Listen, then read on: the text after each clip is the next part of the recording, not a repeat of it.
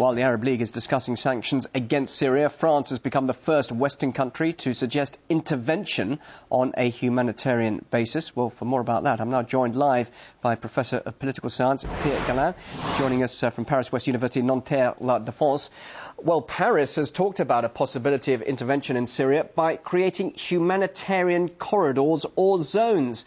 That sounds suspiciously like the no-fly zone enforced over Libya, doesn't it?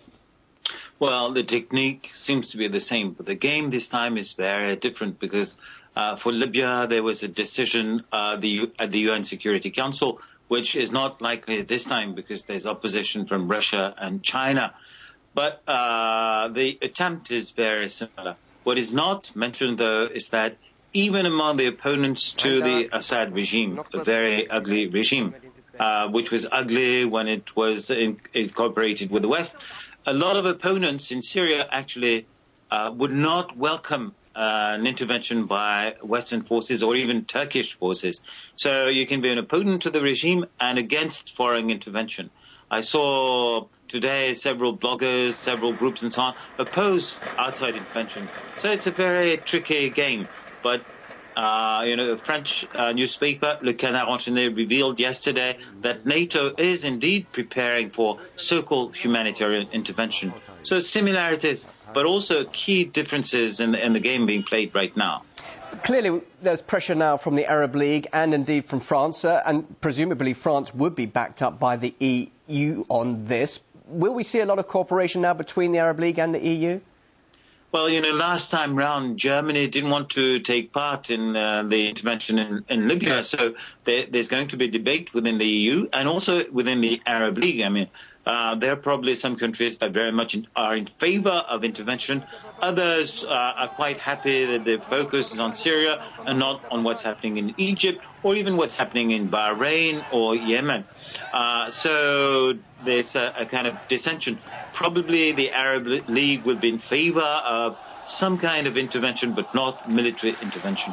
So things are probably not settled yet. Although the temptation to intervene is there, and there are already forces at work and maybe military advisors in Turkey.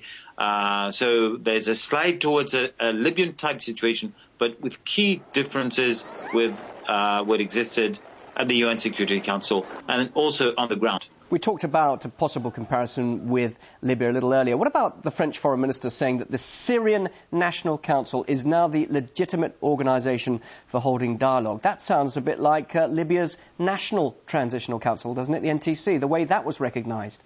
Yes, it sounds very much like this. You have a group of opponents and then they're officially recognised.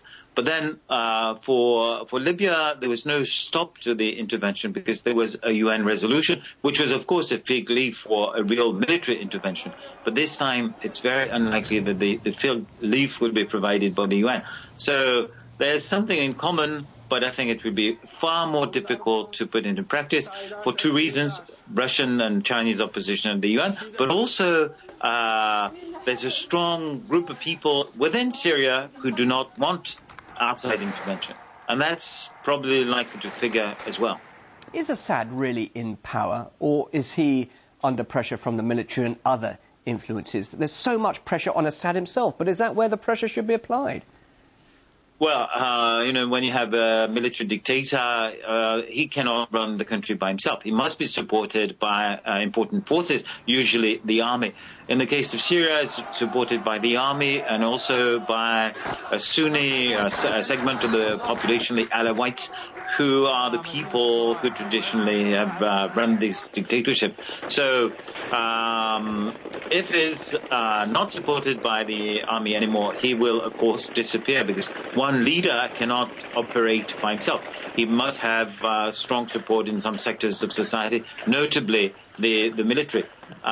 This military support might be crumbling with so many deserters and so on. So things might be developing within Syria, which would lead to a kind of collapse of the regime.